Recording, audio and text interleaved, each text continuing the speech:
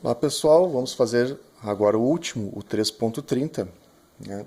Ele pergunta o seguinte: determine a fase, o título, se aplicável, e a propriedade que falta, P ou T, pressão e temperatura, para os seguintes casos. Ele dá um monte de casos ali, eu vou fazer os dois primeiros. Nós temos aqui no primeiro caso a água, ele dá a temperatura e o volume específico. E eu vou direto na tabela B11, né? Tem aqui a pressão de saturação, inclusive, que é um pedido do problema também. E eu vou lá e cato o VL e o VV. E aí eu noto que o meu V está entre os dois. Se ele está entre os dois, é saturado mesmo, é bifásico e está tudo certo. E aí eu posso, inclusive, calcular o título aqui. Isso aí a gente já fez antes, ok? Na letra B, é um pouquinho diferente, porque eu vou ter a água, a pressão de 100 kPa e um volume de 1,8 metros cúbicos por quilo. Aí eu vou na tabela B12, que é em função da pressão, a tabela, né? Pega a pressão, 100 kPa, aí eu vou lá e olho que, se for saturado, o meu volume específico de vapor tem que ser 1,6940 metros cúbicos por quilo. Né? Para ser saturado, o meu volume de vapor é esse. Bom, mas o meu é 1,8, é maior. Se é maior, tem que ser superaquecido. Então eu usei a tabela saturado para descobrir que é superaquecido. Isso mesmo. Tá?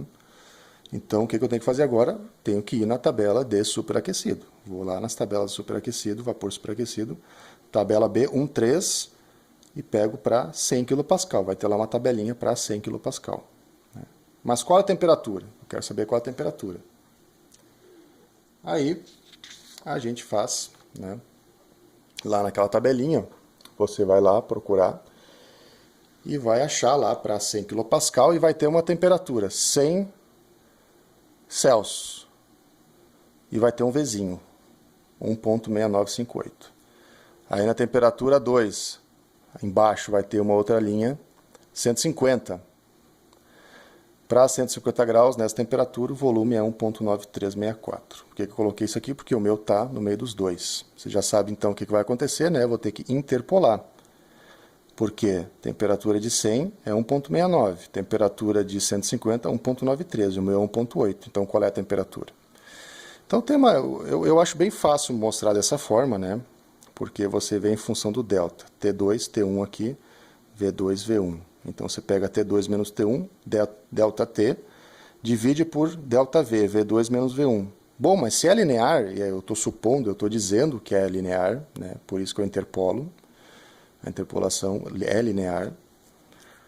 E se é linear, né, a variação de um pela do outro tem que dar o mesmo valor, não importa qual é o delta que eu pegue.